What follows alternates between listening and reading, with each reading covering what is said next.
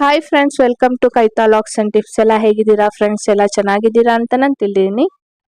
ನೋಡಿ ಫ್ರೆಂಡ್ಸ್, ಯಾರ ಮನೆಯಲ್ಲಿ ತುಂಬಾನೇ ಜಿರಳೆಗಳು ಹಲ್ಲಿಗಳೆಲ್ಲ ಇದೆ ಅಂತಾರೋ ಅವ್ರಿಗೋಸ್ಕರ ಒಂದು ಟಿಪ್ಸ್ ನ ತೋರಿಸ್ಕೊಡ್ತೀನಿ. ಇದನ್ನ ಮಾಡಿದ್ದೆ ಆದ್ರೆ ನಿಮ್ಮ ಮನೇಲಿ ಒಂದು ಜಿರಳೆ ಹಲ್ಲಿ ಏನು ಇರೋದಿಲ್ಲ.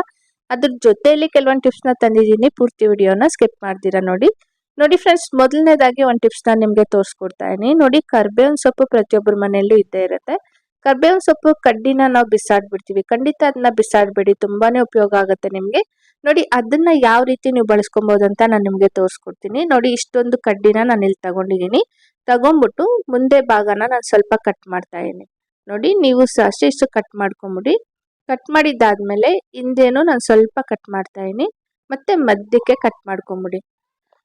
ನೋಡಿ ಫ್ರೆಂಡ್ಸ್, ನಾವು ಹಲ್ಲನ್ನ ಕ್ಲೀನ್ ಮಾಡೋದಕ್ಕೆ ಏನಾದ್ರೂ ತಿಂದಾಗ ಅಲ್ಲಲ್ಲಿ ಮಧ್ಯದಲ್ಲಿ ಸಿಕ್ಕಾಕೊಂಡಿದೆ ಅಂದ್ರೆ ಅದನ್ನ ಕ್ಲೀನ್ ಮಾಡೋದಕ್ಕೆ ಟೂತ್ ಪಿಕ್ ನ ಬಳಸ್ತಿರ್ತೀವಿ. ನೋಡಿ ಫ್ರೆಂಡ್ಸ್, ಟೂತ್ ಪಿಕ್ ನ ಬಳಸೋ ಬದಲು ನಾವು ಈ ಕಡ್ಡಿನ ಬಳಸೋದ್ರಿಂದ ಇದ್ರ ಸ್ಮೆಲ್ಲು ಚೆನ್ನಾಗಿರುತ್ತೆ, ಮತ್ತೆ ನಮ್ಮ ಹಲ್ಲಿಗೂ ತುಂಬಾನೇ ಒಳ್ಳೇದಿದು. ನೋಡಿ, ಇದರಿಂದ ಕ್ಲೀನ್ ಮಾಡೋದ್ರಿಂದ ತುಂಬಾನೇ ನೀಟಾಗಿ ಕ್ಲೀನ್ ಆಗುತ್ತೆ. ಒಂದ್ಸಲ ಈ ಟಿಪ್ಸ್ ನ ಟ್ರೈ ಮಾಡಿ ನೋಡಿ. ಇಷ್ಟ ಆಗಿದ್ರೆ ಪ್ಲೀಸ್ ಲೈಕ್ ಮಾಡಿ. ಅದೇ ತರ ನೋಡಿ, ನೆಕ್ಸ್ಟ್ ಟಿಪ್ಸ್ ನಾನು ನಿಮ್ಗೆ ತೋರಿಸ್ಕೊಡ್ತಾ ಇದೀನಿ. ನೋಡಿ ಫ್ರೆಂಡ್ಸ್, ಒಂದು ಕಪ್ ಅಲ್ಲಿ ನಾನು ಸ್ವಲ್ಪ ಗೋಧಿ ಹಿಟ್ಟು ತಗೊಂಡಿದ್ದೀನಿ. ಗೋಧಿ ಹಿಟ್ಟು ಜೊತೆಗೆ ಸ್ವಲ್ಪ ಸರ್ಪ್ ಹಾಕೊಳ್ತಾ ಇದೀನಿ. ನೀವು ಬೇಕಾದ್ರೆ ಸೋಪ್, ಪಾತ್ರೆ ಉಜ್ಜೋ ಸೋಪ್ ಇರುತ್ತಲ್ವಾ, ಅದನ್ನ ತುರಿದ್ಬಿಟ್ಟು, ಇಲ್ಲ ಬಟ್ಟೆ ಒಗೆಯೋ ಸೋಪ್ ಇದ್ರೆ ಅದನ್ನ ಸಹ ತುರಿದ್ಬಿಟ್ಟು ನೀವು ಹಾಕೊಬಹುದು. ನಾನು ಸರ್ಪ್ ಪೌಡರ್ ನ ಸ್ವಲ್ಪ ಹಾಕೊಳ್ತಾ ಇದೀನಿ. ಸ್ವಲ್ಪ ಗೋಧಿ ಹಿಟ್ಟು ಮತ್ತೆ ಸ್ವಲ್ಪ ಸರ್ಪ್ ಪೌಡರ್ ನಾನು ಇಲ್ಲಿ ಹಾಕೊಂಡೆ. ಅದ್ರ ಜೊತೆಗೆ ನೋಡಿ, ಲೆಮನ್ ಸಾಲ್ಟ್ ಸಿಗುತ್ತಲ್ಲ, ಅದನ್ನ ಇದಕ್ಕೆ ಹಾಕೊಳ್ತಾ ಇದೀನಿ ಫ್ರೆಂಡ್ಸ್. ಈ ಮೂರನ್ನ ಹಾಕ್ಬಿಟ್ಟು ಚೆನ್ನಾಗಿ ಪೌಡರ್ ಮಾಡ್ಕೊಂಬನ್ನಿ. ನೋಡಿ, ಈ ಪೌಡರ್ನ ನೀವು ಎಷ್ಟು ದಿನ ಬೇಕಾದ್ರೂ ಇದನ್ನ ಸ್ಟೋರ್ ಮಾಡಿರ್ಬೋದು. ನಿಮ್ಮ ಮನೇಲಿ ಯಾವುದೇ ಪಾತ್ರೆ ಆಗಿರ್ಬೋದು, ಕಂಚಿಂದಾಗ್ಬೋದು, ತಾಮ್ರದಾಗ್ಬೋದು, ಅಥವಾ ಬೇರೆ ಯಾವುದೇ ಸ್ಟೀಲ್ ಪಾತ್ರೆ ಆಗ್ಬೋದು, ಯಾವ್ದು ಬೇಕಾದ್ರೂ ಉಜ್ಜಿ ತುಂಬಾನೇ ನೀಟಾಗಿ ಕ್ಲೀನ್ ಆಗುತ್ತೆ. ನೀವು ಒಂದೇ ಸಲನೇ ತುಂಬಾನೇ ಶೈನಿಂಗ್ ಹೊಡಿತಾ ಇರುತ್ತೆ. ಜಾಸ್ತಿ ಹಾಕೋ ಅವಶ್ಯಕತೆನೂ ಇಲ್ಲ. ಸ್ವಲ್ಪ ಪೌಡರ್ನ ಹಾಕಿ ನೋಡಿ, ನಾನು ಅಲ್ಲಿ ಮಧ್ಯದಲ್ಲಿ ಮಾತ್ರ ಹಾಕಿ ನಿಮ್ಗೆ ತೋರಿಸ್ತೀನಿ. ಸ್ವಲ್ಪ ನೀರ್ ಹಾಕ್ಬಿಟ್ಟು ನೋಡಿ, ನಾನು ಈ ತರ ರಬ್ ಮಾಡ್ದೆ. ನೋಡಿ, ಮಧ್ಯದಲ್ಲಿ ಯಾವ ರೀತಿ ಕಲರ್ ಚೇಂಜ್ ಆಗಿರುತ್ತೆ ಅಂತ ನಾನು ನಿಮ್ಗೆ ಒರೆಸಿ ತೋರಿಸ್ತೀನಿ. ನೀವೇ ನೋಡ್ಬೋದು, ರಿಸಲ್ಟ್ ಆಗ ನಿಮ್ಗೆ ಗೊತ್ತಾಗುತ್ತೆ. ಜಾಸ್ತಿ ಉಜ್ಜೋ ಅವಶ್ಯಕತೆನೂ ಇಲ್ಲ.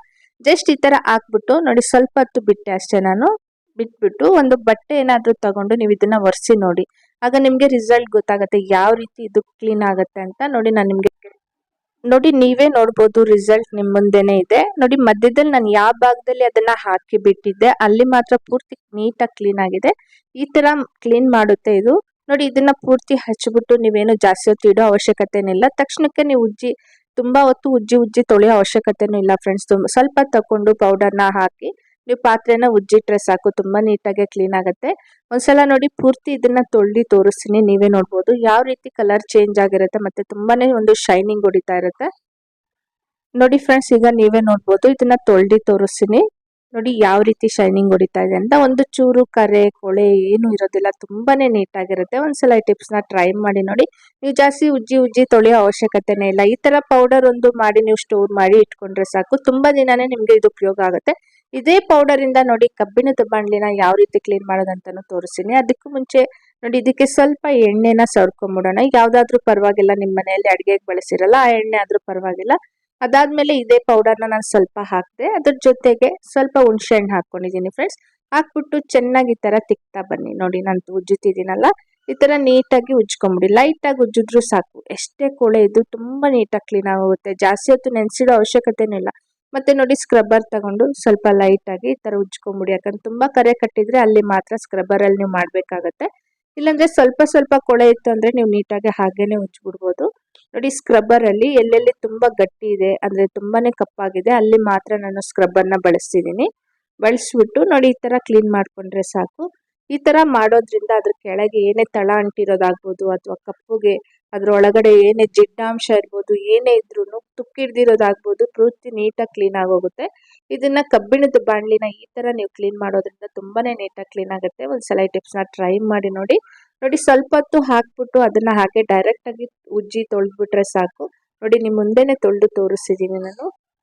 ಈ ತರ ಕ್ಲೀನ್ ಮಾಡೋದ್ರಿಂದ ಒಳಗಡೆ ಉಳಿದಿರೋದ್ರಿಂದ ಹಿಡಿದು ಪೂರ್ತಿ ಚೆನ್ನಾಗಿ ನೀಟಾಗಿ ಕ್ಲೀನ್ ಆಗೋಗುತ್ತೆ. ಅದಾದ್ಮೇಲೆ ನೀವು ಇದನ್ನ ಒಣಗಿರೋ ಬಟ್ಟೆಯಲ್ಲಿ ಒರೆಸ್ಬಿಟ್ಟು ಎಣ್ಣೆ ಏನಾದ್ರೂ ಸವರ್ಬಿಟ್ಟು ಇಟ್ರೆ ಸಾಕು. ನೀವು ಎಷ್ಟು ದಿನ ಅದನ್ನ ಹಾಗೆ ಇಟ್ರು ಮತ್ತೆ ನೀವು ಬಳಸಿದ್ರೆ ತುಕ್ಕಿಡಿಯೋದಿಲ್ಲ. ಮತ್ತೆ ಅದು ತುಂಬಾನೇ ನೀಟಾಗೂ ಇರುತ್ತೆ. ನೀವು ಯಾವಾಗ ಬೇಕಾದ್ರೂ ಬಳಸ್ಬೋದು. ಒಂದ್ಸಲ ಈ ಟಿಪ್ಸ್ ನ ಟ್ರೈ ಮಾಡಿ. ಅದೇ ತರ ನೋಡಿ, ನೆಕ್ಸ್ಟ್ ಟಿಪ್ಸ್ ತೋರಿಸ್ಕೊಡ್ತಾ ಇದೀನಿ. ಇಲ್ಲಿ ಒಂದು ಶಾಂಪೂ ತಗೊಂಡಿದೀನಿ, ಕ್ಲಿನಿಕ್ ಪ್ಲಸ್ ಶಾಂಪೂ. ನೀವು ಯಾವ ಶಾಂಪೂ ಬೇಕಾದ್ರೂ ತಗೊಬಹುದು.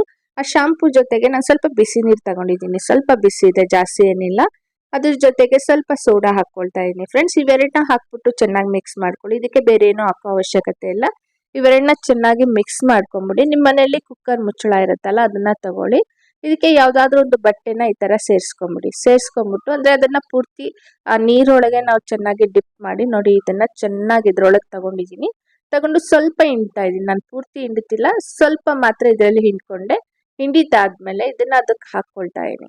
ಅಂದ್ರೆ ಪೂರ್ತಿ ಜಾಸ್ತಿ ನೀರು ಹಿಂಡ್ಬಿಡ್ಬೇಡಿ, ಸ್ವಲ್ಪ ನೀರು ಹಿಂಡ್ಕೊಂಬಿಡಿ. ಹಿಂಡಿದ್ದಾದ್ಮೇಲೆ ಈ ತರ ಹಾಕೊಂಬಿಡಿ. ನೋಡಿ ಫ್ರೆಂಡ್ಸ್, ನಾವು ಸೋಫಾ ಆಗ್ಬೋದು, ಮಂಚ ಆಗ್ಬೋದು, ಅದನ್ನೆಲ್ಲ ನಾವು ಕ್ಲೀನ್ ಮಾಡಕ್ ಆಗೋದಿಲ್ಲ.